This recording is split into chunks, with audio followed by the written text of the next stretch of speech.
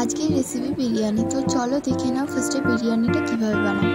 তো আমি একটা প্লেটের মধ্যে টক দই, আদা এবং রসুন পেস্ট, গ্রেট করা পেঁয়াজ খানিকটা, হলুদ, জিরে গুঁড়ো, লঙ্কা গুঁড়ো এবং পরিমাণ মতন নুন দিয়ে ওই মশলাটাকে ভালো করে মাখিয়ে বেশ 5 মিনিট ধরে মশলাটাকে মেখে নিয়ে ওপর থেকে সর্ষের তেল কিছুটা দিয়ে আবারও মাখিয়ে নেবে। তো বিরিয়ানি বানানোর যেমন পিস নেবে, দেখো আমি লেগ পিস নিয়েছি বড় বড়, সেরকম চিকেনটাকে ওই মশলার মধ্যে ভালো করে ম্যারিনেট করে বেশ খানিকক্ষণ রেখে দাও। আর একটা সসপ্যানে কিছুটা জল আর অল্প সাদা তেল, গোটা গরম মশলা এবং তেজপাতা দিয়ে কিছুক্ষণ ফুটিয়ে নেওয়ার পরে চালটা দিয়ে দেবে।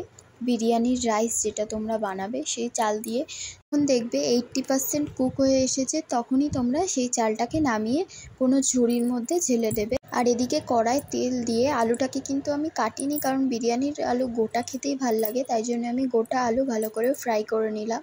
ফ্রাই করার পরে এদিকে ওই তেলের মধ্যেই আমি একটা বেরেস্তা ভেজে নিলাম, পেঁয়াজ কুচি করা।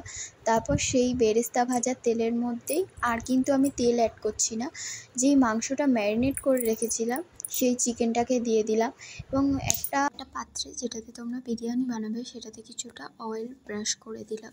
এবার দেখো চিকেন আলুগুলো দিয়ে দিচ্ছি, তারপর দিয়েছি রাইস, তারপর আবারও দিয়ে দিয়েছি চিকেন। তোমরা ডিম খেলে দেবে, না হলে দেবে না। আমরা একটা ডিম দিয়েছি আর উপর থেকে বিরিয়ানির মশলা দিয়ে দিয়েছি, কিছুটা চিনি দেবে। এবং এদিকে দেখো আমি দুধের মধ্যে, আমি যেহেতু ফুড কালার অ্যাড করবো না, তাই দুধের মধ্যে একটু হলুদ দিয়ে দিয়েছি। আমি কিছুটা ঘি নিয়ে ঘিটাকে ভালো করে গলিয়ে নিয়েছি।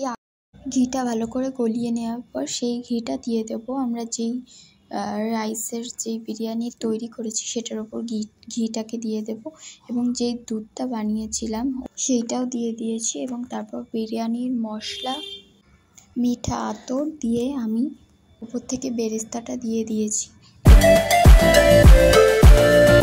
এবার আমি দেখো কিছুটা আটা নিয়ে যে ডেচকিটাতে করব তার ঠিক সাইড বরাবর পুরো সাইডটাতে আটাটাকে আটকিয়ে দিতে হবে এবং একটা থালা দিয়ে ঢেকে এটাকে 10 থেকে 15 মিনিটের গ্যাসে কিছুক্ষণের জন্য দমে বসিয়ে দিতে হবে। তাহলে রেডি হয়ে গেল আমাদের বিরিয়ানি।